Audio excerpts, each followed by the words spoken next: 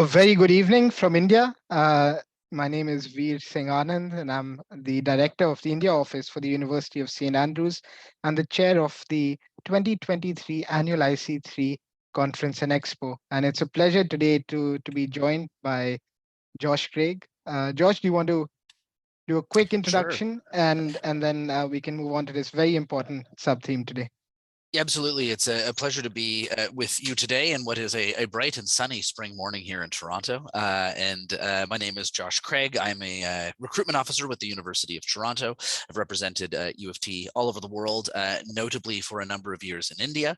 And my role with IC3 is it's really my privilege to serve as the chair of the IC3 Content and Research Committee for the past number of years, moving into the 2023 annual conference, and it is a pleasure to be here sharing the virtual space with you, Veer.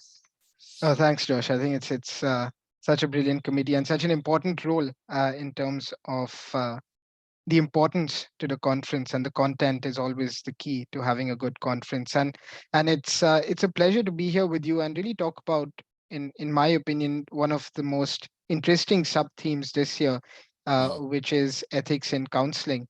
Yeah, And so, why don't I start by posing a question to you?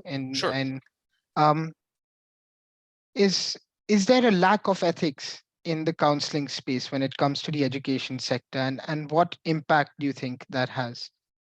I think it's an excellent question, and I remember when our committee was going through the hard work and efforts of deciding on a theme for this year and hashing out sub themes. I remember this one leaping off the page at me, and I would venture that while there are certainly scenarios where one might say there is a lack of ethics in counseling, I wouldn't say it's a pervasive issue so much as I think there are so many stakeholders in a conversation about a student and their future that a counselor can find themselves being ethically pulled in many directions by the various stakeholders. And I think what's critical in a situation like this is providing counselors with an opportunity to have the kind of professional development required to understand that ethical background needs to be centered on the student. And I'll give you some examples. I don't know if I've really ever come across in my personal professional career a counselor who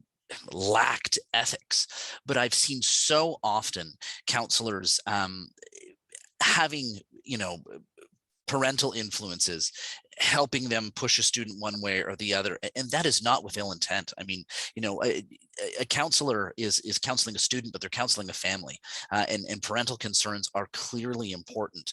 But so many times I have seen scenarios where it's clear a student lacks interest in a particular area, perhaps they lack a skill set in a certain area, and yet the narrative is, well, how do we get them into this program? And that doesn't mean that this is counselors alone, Vera.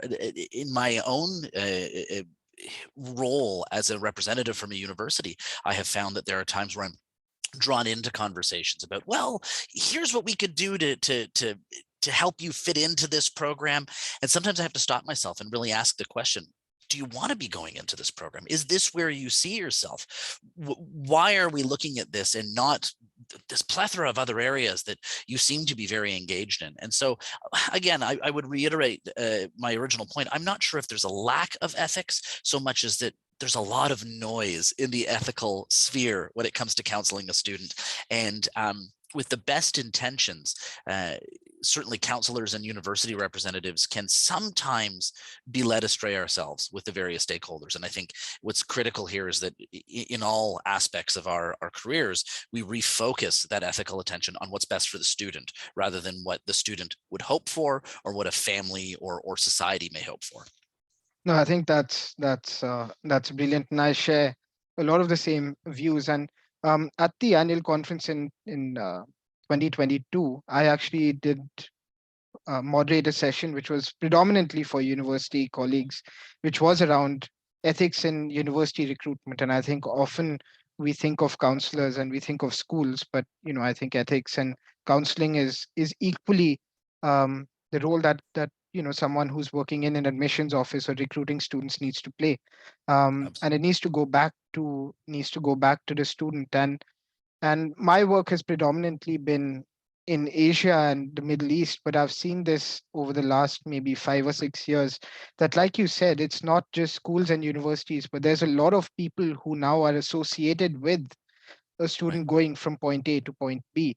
And what's important, in my opinion, and it is something that we discussed as part of being a UK organization with the Beulah and the British Council. We had this discussion to say we need to create the right ecosystem for everyone to thrive, rather than point fingers and say Right. someone is right or wrong, because ethics is clearly a Yeah. subjective definition. Something that's right for someone may not be, or you have your own way of going about things. So I think just understanding that there's a lot of people involved in Mhm. that journey that a student takes to go from school to university, and each member or stakeholder in that journey needs to have a certain sense of ethics, and the way that we can define it is largely to say, make sure you understand there's a student who's going to be dealing with your decisions, right? and Correct.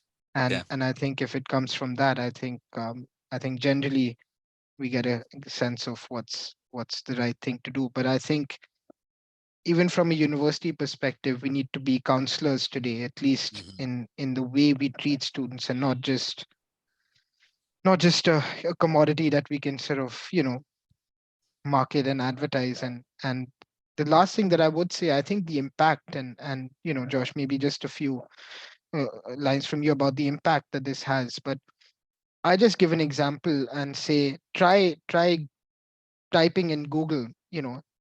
wanting to study in the University of Toronto, for example.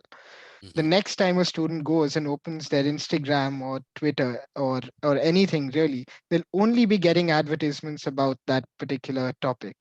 Yeah.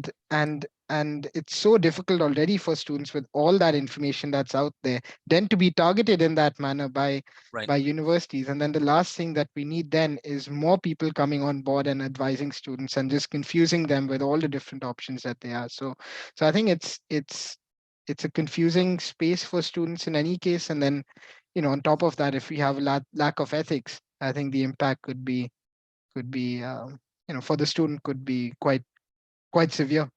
It could be really profound.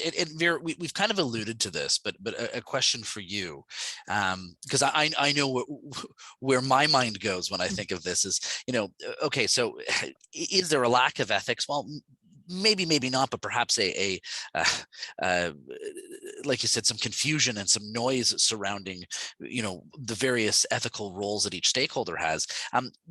Where do you really see the importance of ethics in counseling? Why is that a grounding principle in counseling as far as you're concerned? I think because we're dealing with students, we're dealing with lives. We're not Yeah. dealing with a product. We're not dealing with something that we're manufacturing and selling. Right. What I think is generally a problem, and maybe this actually comes into another theme in terms of leadership Mm. and counseling, because it seems as though we're using marketing and sales centric goals in a very ethically sensitive profession. So, Mm. as universities and schools, we're being told that we need to get into the best institutions, or we need so many targets to meet. Right. But then we're in education, which should be an industry or a profession which shouldn't have those aspects associated to it, yet we do. So how do you strike a balance is always an interesting concept to me. Is, can you use those same sales and marketing concepts in a profession which Mm. is so ethically sensitive in that way, because you're dealing with potentially what a particular student goes on to be in the next 20, 30 years. Yeah. And so I think it's a very tricky one. But what are your thoughts on it as well?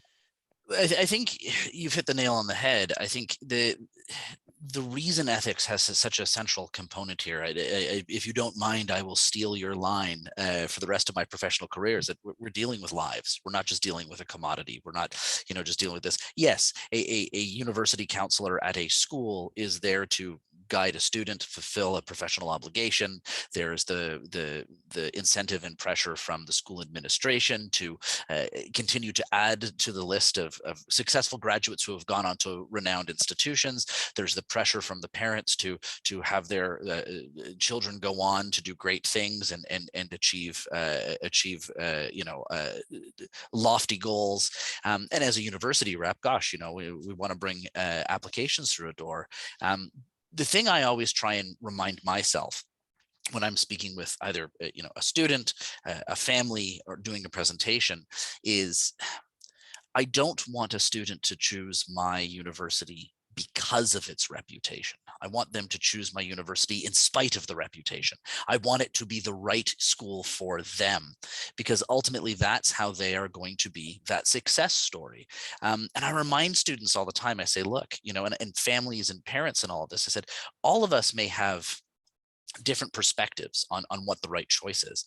But when it really boils down to it, ethically speaking, everyone really cares for the student and should care for the student. And while our feelings may seem at odds with one another, ultimately the success of that student, regardless of what they study, regardless of which university they go to, that is the ethical payoff. When that student goes on to succeed and they've been nurtured and they've studied something they're passionate about and they've got that skill set, they're in the best possible scenario to succeed. And I really think that's critical, is that idea that, while there may seem to be these conflicting views, the student wants to succeed, the counselor wants them to succeed, the parents, society, family want them to succeed, and the universities want them to succeed. And we all may feel that there's different paths, but gosh, that ethical framework remains centered around the student. So I really don't think we're as far away from each other as sometimes we might feel. And that's critical. Yeah. And maybe I know that our time together is limited, as unfortunately it always is. I feel like I only get these brilliant snippets of you when we're a half a world apart. But one thing that I really want to discuss with you today is, how do we take this great conversation about ethics, its role, et cetera, and bring it to the next level? And I think the annual conference is a great way to do that. I think the annual conference is a wonderful venue for all of these stakeholders, namely administrators, counselors, and university representatives, to offer the broader community some of this professional development, some of these strategies, what has worked for you in the past. And this is really a great segue into putting out a call for these session proposals and saying, look, if you have encountered new strategies and bringing ethics into the conversation around counseling students, if you've put into practice some really unique ways of doing this, let us know. And the best way to do that is to submit a session proposal and bring it to this enormous audience that IC3 has cultivated. Now, I know that we've got a session proposal deadline coming up, gosh, just around the corner, April 15th. I can't believe we're already on the 3rd of April. But I think this is so critical. Ideas or thoughts that you have regarding, how students can best benefit from an ethical framework in counseling. Veer, any final thoughts on that? Yeah, I think Josh, I think just as a parting thought, I think we've just covered one aspect of this sub theme. I think there's so much more in this sub theme when it comes to student privacy, it comes to bias, when it comes to data protection, when it comes to funding and scholarships. And there's so many different factors when it comes to inclusion and diversity. They all play such a key role in the way, or rather ethics play such a key role in the way that you deal with these topics. So I think we've just really touched the surface in the 10 minutes or so that we have. But as you said, 15th April is the deadline, and I'm someone who did present on a topic in ethics last year, and I can just say that there's so much knowledge that you have at the conference in the form of experience, in the form of different roles and stakeholders, and I think there's something really to be learned when it comes to this particular topic from everyone that's there at the conference. So I'd end with that, but just remind people that it's not just about one aspect of ethics, but there's so much more that you can cover in this topic, and it's such a vast topic in general. And again, you've opened the door to such a great point. It's just such a vast topic, and it's such a vast audience. I mean, the audience at IC3 is not just high school counselors. It's not just university representatives. It's school administrators. These are I've often said sort of our partners in this is the administrative staff at universities, at high schools, who are in the best position to support uni reps and high school counselors in their pursuits. And like you said, the topic is so vast. It's not just the right selection of the right university and the right program, but it's how do you protect all of the interests of the student every step of the way. And that really does begin with the high school counselor, and it certainly doesn't end with the counselor. It's just a topic that I'm so excited to see what proposals come through the door, because it's something that's just so important to me in a personal level. Thanks so much for taking the time to chat with me about this today, Veer. Like I said, it's always a delight to connect with you, but when we can connect over something like this, it's a double pleasure. Absolutely. Likewise, Josh. It's always brilliant spending time chatting with you. And especially when it comes to this sub theme, I think both of us feel very strongly about it. Yeah. And it's always leads to some great conversation. So I I think certainly am going to, when I'm done here, is take a quick pop over to the website, ic3movement.com, refresh my memory on all of the session or all of the themes and sub themes, because gosh knows there's probably a couple of others in there that I could go on a diatribe about. And I know that there will be a lot of great session proposals coming in yeah, by the 15th of yeah. April. And there's a document which is the code of ethics as well that Oh, the right. IC3 Yes. Institute has come up with, and I think that's something that people can seek inspiration from, maybe in terms of what topics maybe they wanted to cover when it comes to ethics, and that's both for universities as well as schools. Um, but I think I'm really looking forward to some very interesting sessions, and hopefully we get some real good content around this sub theme at the I'm sure conference. we will. Well, thanks again, Veer. It's always a pleasure. And I look forward to connecting with you again soon. Thank you. Cheers.